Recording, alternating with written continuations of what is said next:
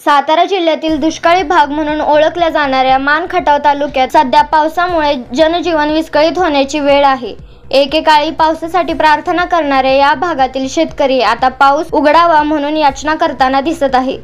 अवकाळी पावसाने मान खटाव तालुक्यात सर्व तलाव पूर्ण क्षमतेने वाहू लागले असून शेतामध्ये अजूनही पाणी साचून आहे। त्यामुळे शेताला देखील तलावाचे स्वरूप प्राप्त झाले आहे।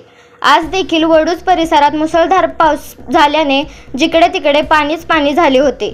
त्यामुळे शेतकरी राजा आता चिंतेत सापडला असून पाऊस कधी उसंत देणार याची वाट आता शेतकरी पाहत आहे।